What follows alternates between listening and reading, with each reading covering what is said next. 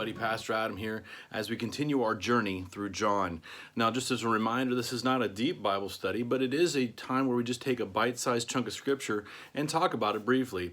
Now, having said that, let's dive right into John chapter 5, verses 1 through 9.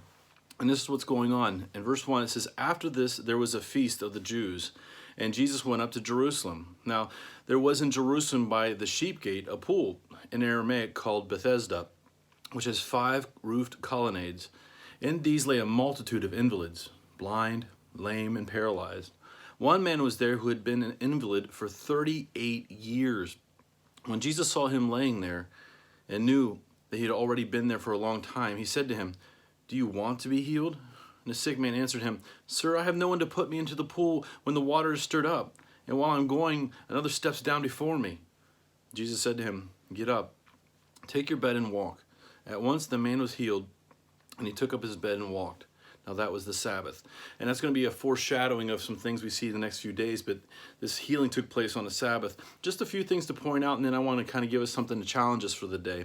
The first thing we kind of see here is that it's a feast of the Jews. It's believed it could be the Feast of Unleavened Bread, the Feast of Weeks, or the Feast of Tabernacles.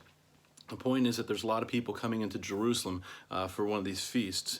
Then we also see that this man is here and there's a pool there, and apparently, as the belief went, is that an angel came down and stirred the waters, and if you got into the water while the waters were being stirred, then you would be healed. And that's what this man is really shooting for. This is what he's trying for. He wants to get in to get healed, but he's been sick for 38 years. Can you imagine having some sort of infirmity for 38 years? And feeling hopeless, and day after day, and I don't know how frequently the waters were stirred, but this man would just see people going in before him, and they had hope, and he just felt probably after 38 years like there wasn't much hope. And then you see that there's many of these blind, lamed, and paralyzed people. This is a hopeless environment that this man's in. It's hopeless, and the only hope they have is to get into the water, and it's kind of just up in the air if it's actually going to happen. And that's the thing. There's this, I think what you can see from this, there's so many questions really that raise up out of this, but I think the point that sticks out to me is that there is this desperate situation and a desperate environment and almost a culture of desperation around this pool. And this guy is a part of it.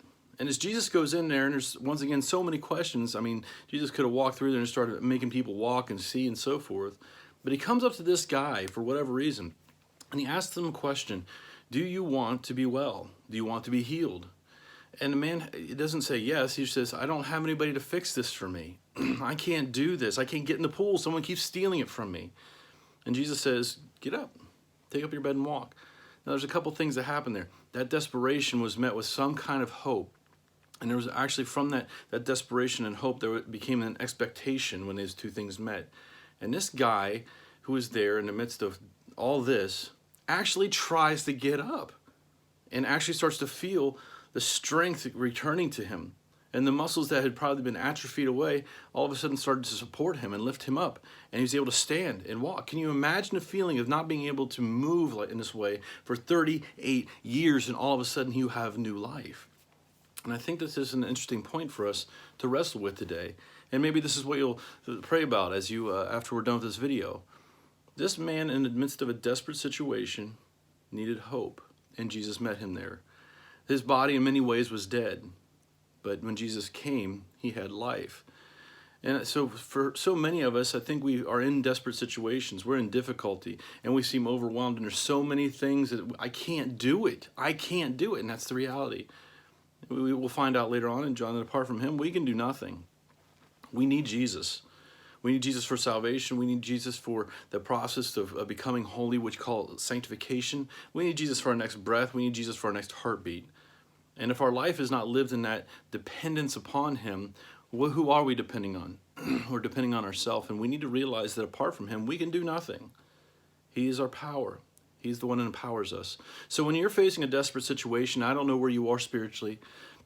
My hope is this. If you're a believer, my hope is that we continually walk closer to him and walk in an understanding that he is the one that has to do the work in our life.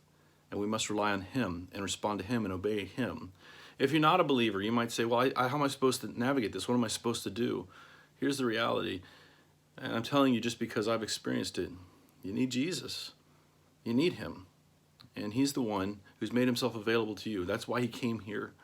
And I hope that you would consider this. And if you have further questions, certainly contact me, whether it be in comments or you direct message me or however you want to do it. But we all need Jesus when we're in desperate situations. And I think that's the thought for the day. So I hope to see you back here tomorrow as we continue to journey through John.